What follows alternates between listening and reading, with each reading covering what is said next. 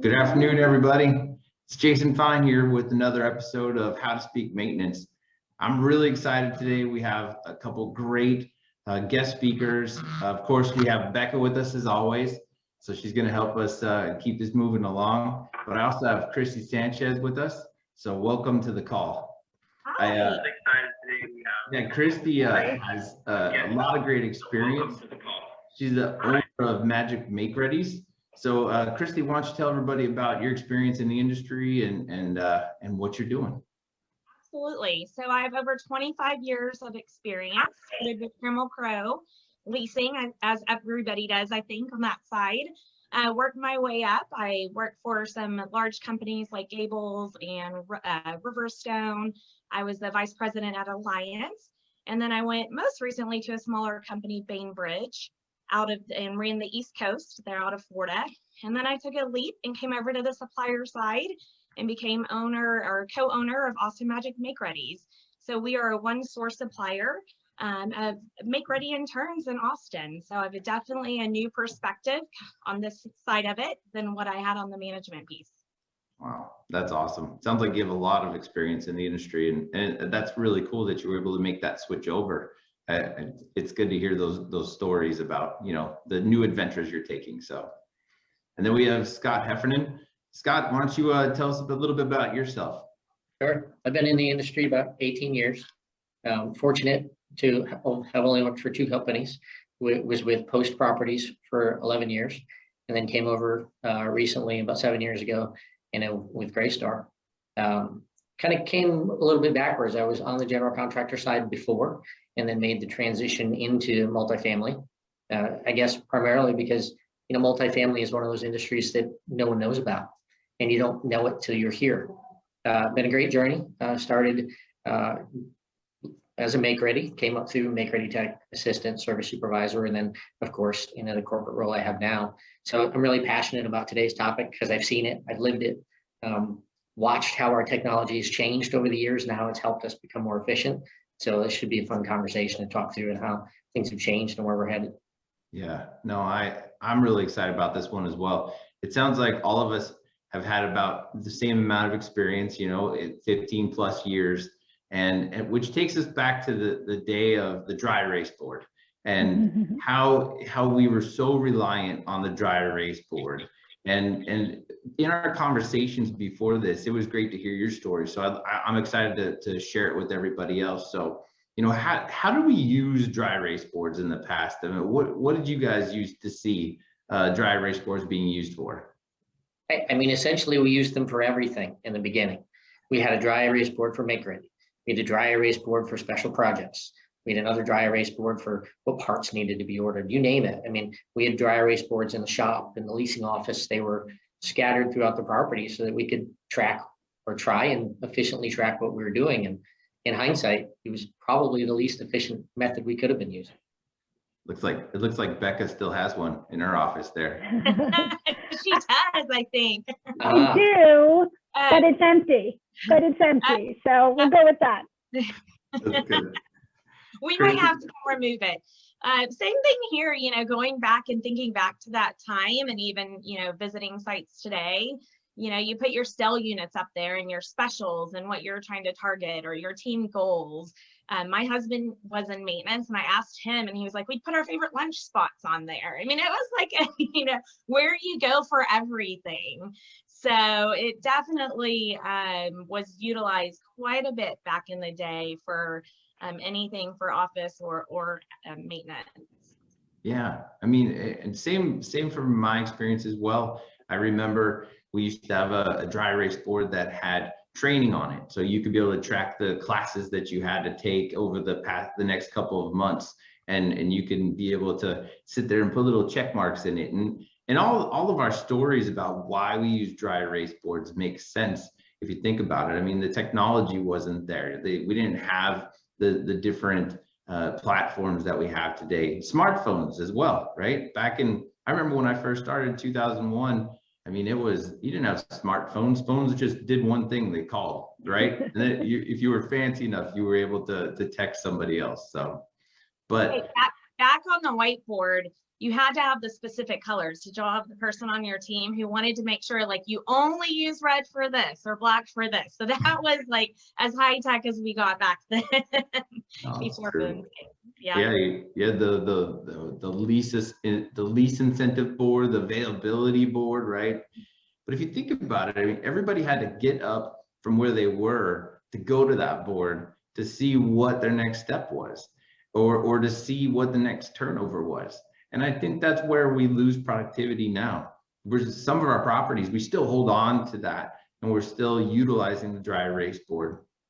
And I've seen it myself for, you know, many years. I'll be sitting there talking to a service manager or working with a team on a project, and you see somebody come into the shop and look at the dry erase board, and you wonder what they're looking at.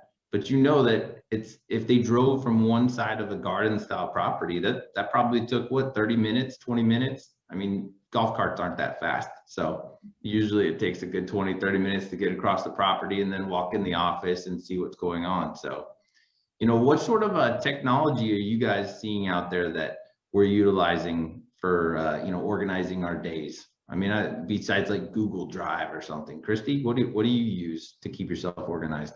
You know, so whenever I was on the management side, we used Yardi quite a bit. And so Yardi had some tools that we utilized in the site. For pictures and documentation, I'm a big fan of, and of course I'm drawing a blank, Site Audit Pro, a great way to, and we still utilize that to send pictures to our clients when we're pre-walking units. There is software out there for like my side of the business on the contractor side, you know, to schedule out what we do. So, you know, we utilize that. I've also utilized Teams. I have one of my old regionals who would have all of his make readies in Teams. And so it was great. I had access to the folder. He had access for all of his sites. And so that worked out really well for us. That's great. Scott, what are you seeing out there? You know, being a larger management company, we use some of the big ones, MRI, Yardi, OneSite are the ones that come to mind the most. But, you know, in other conversations, we talked about some of those companies that might not be able to utilize the big ticket softwares that others use. And software I've used recently is Google Sheets. Google Sheets works just like an Excel spreadsheet. It can be shared with multiple team members. It can be updated live. So those properties that don't have that access to bigger stuff can still utilize it as their make ready board, or whatever we normally use that dry erase board for. The technology's there, it's free. And guys can, well, the whole team really can utilize it. Yeah, that's a great point. I mean, there's large operators, the REITs of the world that probably have more capital to be able to spend on technology. And then you have some of these smaller mom and pop companies. And it's important that they realize that all of these options are out there. Google Docs, great example. It's collaborative. Everybody can work in the same document together. And, you know, Christy, you had mentioned, you know, a lot of times, sometimes the, the maintenance supervisor isn't typically the one that's scheduling the turns. So your team shows up to a property to find out what work needs to be done. And there's kind of chaos sometimes if it's not organized, right? Right. Yeah, I've been really surprised. I feel like there's a shift with probably, you know, staffing shortages and maybe just, you know, the teams are out in the field and working on ACs. And so we work a ton with assistant managers, and they've really been driving, at least in Austin, a lot of sites we work with, the make ready scheduling. It's a little simpler because they're calling us and we're one supplier, but sometimes they may utilize, we don't do carpet, you know, another vendor there. And so with that, you know, if we're following up with a lead tech and he's out in the field, you know, and does not have access to that or the board, it does slow it down. Or, you know, if my teams are asking or trying to confirm something and it's on the board, it makes it a little bit challenging. So I'm noticing a lot more hands kind of in that piece of the business at this point. And I'm certain it has to do with just the demands on the site and staffing levels we're seeing with employment shortages. But yeah, well, that is something we're running across. If you think about it, this is really what this Facebook Live episode is really about, or this series, How to Speak Maintenance, is how can we show the office staff and other people on property and, you know, teammates what maintenance is doing and the importance of the value of it. and how can they learn, if they are able to learn a little bit of how to speak maintenance, they can make their job easier and the job of the maintenance teams easier as well, and they can have a better job working relationships, and in the end better serve the resident. So it seems like there's a lot of things in this episode talking not just about the dry erase board or the whiteboard, but about how can we communicate better and how can we use technology to be more productive and and have better communication. So I think that you're noticing about the assistant managers being more involved in that process really speaks to why we're here. Yeah. Agreed. Yeah. Scott, what are you finding on site? Is it typically one person that's scheduling all of the turns and all of the projects, and then they're the ones communicating with the vendors, or is there definitely a need that you're seeing as well for the office and the maintenance team to have a collaborative dashboard where they can be able to monitor projects? No, I completely agree. Having that collaborative dashboard is a must, because different teams on different size properties, different style properties do things very different. In some cases, the service supervisor is scheduling all of the turns, all of the vendors. In other cases, it's an assistant manager or leasing manager. So that role really falls on different people, and depending on the demand, different people at different times. So there's a huge communication problem or potential communication problem with that whiteboard, because who's updating it? Who's responsible for it this week? Did we transpose a date when we put it on there? We've all lived the missing move-in, where someone's come to move in and the date's wrong on the whiteboard, and it's correct in the property management software. So why are we still using the whiteboard? I mean, we have the technology in place, but we have yet to kind of rip off that Band-Aid and say, okay, it's here, it's in place, let's start using it to help us become more efficient. Agreed. If there's one person that's maintaining the dry erase board or the information and nobody else has access to it, and that person goes on vacation, I can only imagine the chaos that it causes. And then if you're a vendor and you're showing up and time is important to you and you're trying to get as many apartments turned as possible, I can imagine that causes a lot of disturbance to your business as well as the property. So I always like to also equate, think about my experiences as a consumer. So when I call and I try to find out if my truck in the shop is going to be done soon, and I get somebody on the phone and I say, hey, my name's Jason, and I'm looking, want to find out when my truck's going to be done, and they say, well, let me go check with somebody, I'll call you back. That's kind of frustrating and aggravating to me, and especially if they don't call me back again, right? Whereas if I call somebody and they say, let me open up the system real quick and see, oh, it looks like Tim's working on your car right now, it's going to be done by 2, he's just got these parts. Same thing in our industry. If you're a vendor and you're calling up and saying, hey, I'm scheduled to come and paint an apartment, Christy, I'm sure that you don't want that delay. You want to be able to, get the information and make a business decision as quickly as possible. I think yesterday you mentioned by the end of the day, like if somebody hasn't responded back, causes a disturbance to you, right? Christy? Yeah, one thing is a lot of the suppliers are moving fast and booking up. And so, if you don't have access to your board and, your maintenance out in the field and handling it all, and you don't call until the end of the day, you're maybe not going to be able to get in for 24, 48 hours or so, which has a big implication on, potentially a move-in, and people have had to push move-in dates. Or if you use multiple suppliers and one hits a road bump and, can't come in, and then you have to push others, it takes, what may have been a 2-day turn to a 4-day turn or whatnot. So, we're seeing that quite a bit, I think, too, with, some of the other suppliers, carpeting and paint challenges that we've all run into, supply shortages. It also has a big trickle effect on the turn process. And so really kind of being ahead of it and scheduling early and quickly is key, and will obviously, provide hopefully more income to your property because you're able to get somebody in sooner. Vacancy loss has a big impact on vacancy loss. And are we saying that the dry erase board will add more vacancy loss to your team? Is that what we just said? That's what we're alluding to. Absolutely. Absolutely. Yep. Well, and confusion, and like you said earlier, sometimes the information's not correct. A move-in date's changed, maybe it's moved up 2 days. And so, you don't necessarily have it memorized, so there's no flag for that. What if you read it wrong? Everybody's handwriting's a little different. I'm probably one of the worst at handwriting, so may not interpret what I put. There's so many challenges that come with that. There's accountability challenges. If you have somebody that goes and changes the information and it's incorrect, that is another challenge that we're up against. And there's no way to truly track who was the one who did that. So yeah, a dry erase board, I think, needs to go out the door. Yeah, I agree. And just the fact that we have the technologies there, we're using it to track the turn already. It's part of the property management software in most cases. We're taking the information from our computer. Someone's taking the time to put it on the wall so that then someone else can update it on the wall, so that we can then take it off of the wall and put it back into the computer.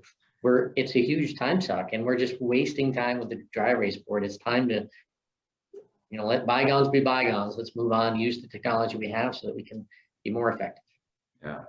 Scott, yesterday you were mentioning that if you're working for a fee management company and the owner might not have the capital dollars to be able to invest in some of these technologies, that can kind of be a challenge as well. I mean, can you talk a little bit about the tools and what you've seen some of these fee management companies use? Sure. So absolutely. We of course have several different platforms that we use.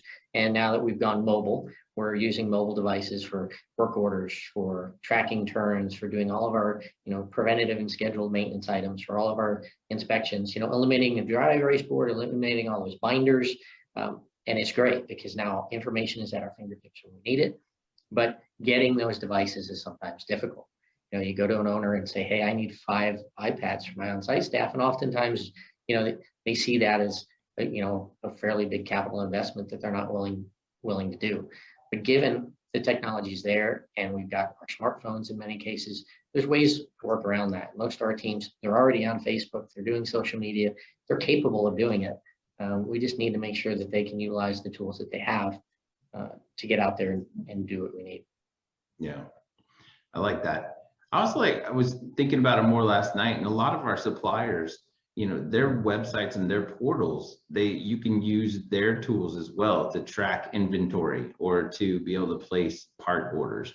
We're getting more and more to the point where technology is touching everything that we're doing. And if you just embrace it and we figure out how to use it in our daily lives, it's going to actually help us out. So, one of the things that I always think about was one time I walked in an office and there was a dry erase board, and so it looked like somebody had smudged, part of it. And I asked the supervisor, I said, hey, what happens if somebody accidentally bumps up against this? And I can only imagine the chaos it would cause if the whole turn schedule was on the dry erase board. So I'm sure you guys have seen that in your past, right? I have, and my favorite is too when you have the assistant or the manager who thinks that they're not doing it right and they go start all over. Especially it's when they're on vacation or out and they come back and it's like, oh my goodness, what happened? Yeah, exactly. That happens often. Christy, as far as time management, you made a comment about district managers and having to request information, whereas if it's readily available, you actually save your team a lot of time and effort as well. Do you want to talk about that a little bit? Yeah, so we've seen just again a shift, here at least in Austin, where you have no maintenance on site and you have a manager who's helping handle this, or assistant, or even a regional. I mean, I've had, regional schedule work. And so, they're not necessarily at the site. It's budget season right now. A lot of times people are working at their corporate office or working from home, even property managers on the budget. And so, I think not being able to access that and call your leasing staff or whoever's in the office to go look at the whiteboard is very inefficient. So if you do have access, our team we do not have an office 100% remote. And so everything we do is digital to keep us all on the same page. And it makes it, again, that much more efficient that we're looking at things immediately. So, but we, again, deal with people all the time working from home or working remote working at their corporate office. And so it definitely is a challenge not being able to get that immediate answer. It slows down everything when you can't get what you need when you need it. So Scott said earlier, you got to rip off the Band-Aid. So what's it going to take? Because Jason and Scott both sit on TAAES Maintenance Council, and I think it was universally agreed that the dry erase board's got to go. But is Jason need to go in and take them down off the walls of, at properties? What's going to change this? I think that responsibility is back on us. We need to make sure that we're providing the training to the team so that they have it. We've given them the tools essentially with having all of the mobile platforms out there, but unless we start providing the additional training, giving them those tools so that they can feel comfortable using it, they're not going to. Change is always something people resist, no matter what it is. Change, even for the better, no one's happy about it. And it takes, especially guys in our industry, a little bit of extra time to come around. I can say we've rolled out some new software with my guys, and it took about a year for everyone to get on board. And now that they're there, they've seen the light, the light at the end of the tunnel, and like, wow, I can't believe how easy this is. I used to have all of these binders and all of these clipboards and all of this mess everywhere. Now I have my iPad, and everything is stored there. And it works not only to help their efficiency, but mine. I can check in on that property from my PC. I can check in on my entire portfolio in a day, where it would take me forever to drive from site to site to site to see it. So having, the training piece, it's, I guess, the stepping stone to get us where we need to be, so that everyone at every level of our business can be more efficient. And I'll say too, there's a lot of great information when it comes to technology, even on YouTube. When I'm looking to try to figure out something in Office, a lot of times I can just Google it or YouTube it, and really you can, do something as basic as that to kind of work on your skills or maybe what you're having a challenge with, whether it's Teams or, SharePoint or, Excel. Yeah. Guilty of Googling how to fix something in Excel. Been there. Yeah, we're all getting accustomed to data needing to be readily available and being available quickly. And that's even more reason why information needs to be in a centralized location where we can be able to get to it quickly, and everybody can get to it. And you don't have to get up and go to the shop or go to an office and see what's going on. So I like what we're talking about as far as training is concerned. Sometimes some of our maintenance employees will not want to start the training process because they see it as it's too long. There's too long of a process. It's going to take a long time, and I don't have a lot of time. Which is funny. I think we're trying to treat a symptom here. We're not utilizing time properly, and then in the end, it's stopping me from doing training to be able to be more efficient. So it's interesting. So training is definitely another one of my passions, which is one of the next calls that we're going to actually do. I think Becca's back on with us. Yeah. So we're our next call is going to be about training. We're going to have some other guest hosts, and we're going to talk about training. I love these conversations. In the end, I think each one that we've had so far, we've always realized that it's just realizing the impact that each team has on each other, how the office has an impact on maintenance and how maintenance has an impact on the office. And once you start to realize that, and you start to realize that there's better ways to communicate or better ways to be able to track our information, then we start to finally dig in and find new tools or new ways to be able to track it. So Scott, Christy, you guys have any other pieces of advice or little tidbits that you'd like to share? I would just say, from kind of my operations background and working with regionals and managers and seeing over the years, training is key. And I know that it's really easy when you're short staffed and you have a maintenance guy who's scheduled to go to training to pull them out and have them on your community. And truly in the long run, to give up a couple hours is going to save your property so much time and allow them to be way more efficient in the long run. So sometimes you just have to make that tough decision and kind of manage through it, but it really does pay off. And especially when it comes to things like technology, All else fails, ask our kids, our grandkids. They know way more about any of this stuff than we do. So you could get trained that way. But no, it's taken the time. I know sometimes it's hard when we're short staffed, but I would encourage, any managers, regional site teams out there, please carve out that time for your maintenance team. They need it. And in the long run, it's going to save all of y'all money and time and efficiencies. So, and probably a happier employee as well. Absolutely. And more valued. Yep. Scott, any last words on the whiteboard that you'd like to add? On the whiteboard, not so much, but yes, on the training aspect, I think as with you, it is a passion of mine, and not only for efficiency factors, but to increase the professionalism of what we do. So many of the guys out there, feel undervalued and don't feel that they get the notice that they deserve. And I think helping them, giving them these tools to be more efficient and be more effective at what they do is going to elevate them. It's going to help those outside of the industry and those that they work for to look at them and realize how professional they really are. I mean, they do have an amazing skill set already. Adding the technology piece is only going to help them grow. Yeah, cool. As we continue to build properties and communities with smart thermostats and smart refrigerators and smart locks, I mean, it's going to get more and more to the point where our teams need to embrace technology. So it's going to be interesting to watch everything change. Christy and Scott, I really appreciate your time. Becca, did you have any last minute questions or things you'd like to add? Sure.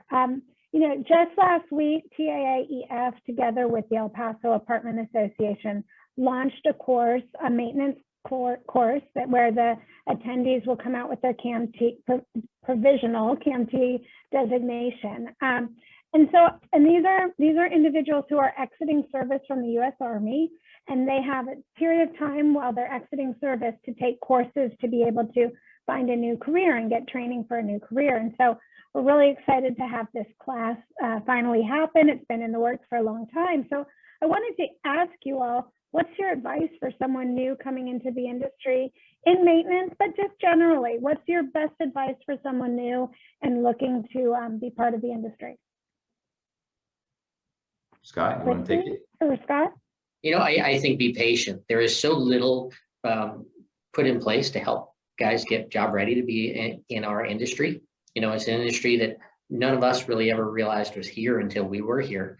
And we get a lot of guys in the entry level position that are ready to move and move quick. They want to be a service supervisor tomorrow. My best advice is be patient, embrace all of the training that's out there, and to build your career, because this can be a lifelong career that you can grow and support your family, put your kids through college. It's there and it's available. Just be patient and take those steps to learn. I mean, we got here by working ourselves through, and it's available to anyone that's willing. Christy? Yeah, I would say, just generally speaking, I've always said, being on site was one of my favorite positions. It's like you're running your own company, and what a privilege to go run, $20-30 million asset for a client. And really the people on site are the ones who have that impact.